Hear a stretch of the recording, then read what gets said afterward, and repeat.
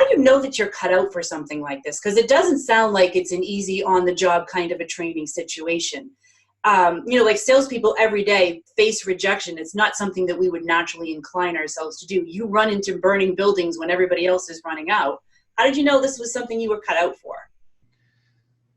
Well, again, we're going back to training. During the training process, the instructors replicate or role play, as you say, many evolutions of different scenarios. So you understand pretty much what you're going to face in the field. Of course, there are unknowns at times, but this training, by going through different scenarios on it, like I said, cutting cars. I remember when I was in boot camp, they took us to a junkyard and they had us chop open all types of stuff. They had all types of training props, like a burn building where you're cutting through the roof, you're doing search and rescue, you're rappelling, you're doing all types of things. So during training, there's a lot of people that drop out. They don't make it. And I think that's kind of a defining moment whether or not this job is going to work for you. The other thing with firefighting is oftentimes you're involved in a probationary period where you're trying to see if the job's going to work for you and the department's trying to see if you work for them. So usually the people that don't make it do not have humility. I think humility is probably one of the biggest assets, having that humble heart, as they say, and they use that term quite a bit in training.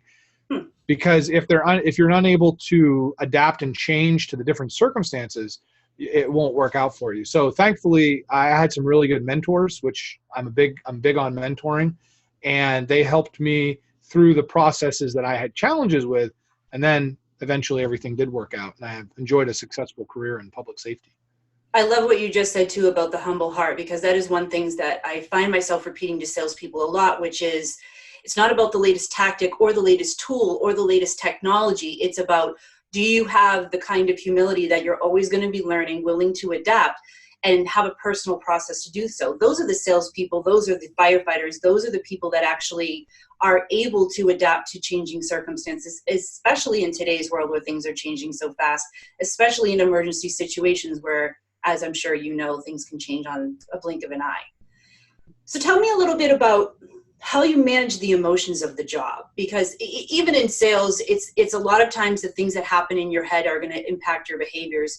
You see a lot, you go through a lot. How do you personally manage those things? That's a great question. Actually, stress and even PTSD is a big problem in the emergency services field. Unfortunately, a lot of firefighters don't deal with the stress correctly, and they turn to substances and alcohol and things, and it just creates a lot of problems. It's important to have an outlet for your stress. So, everybody's going to have a bad day, whether you're firefighting or you're selling. You're going to have a bad day, and there's going to be things that you deal with.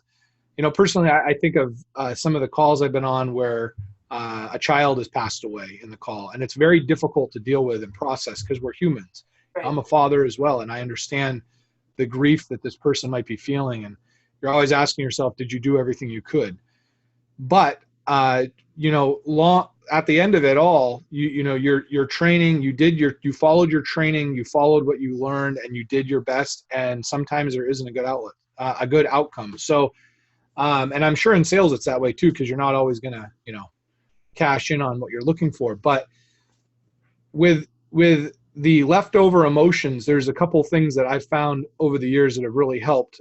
First off, one of my mentors used to always say, we need to be Teflon, nothing sticks.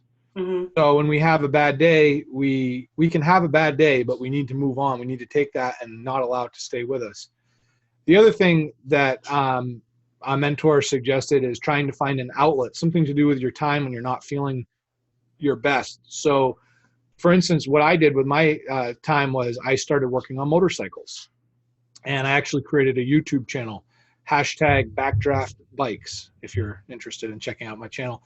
But we do reviews on motorcycles and parts and things, and I found it to be a very enjoyable hobby. I've got some followers and stuff, and it's fun, and it's a good way to relieve the stress, because everyone has to unplug at some point. You can't live your job at home, because if you do, you're going to go crazy and you won't have a family left. Yeah.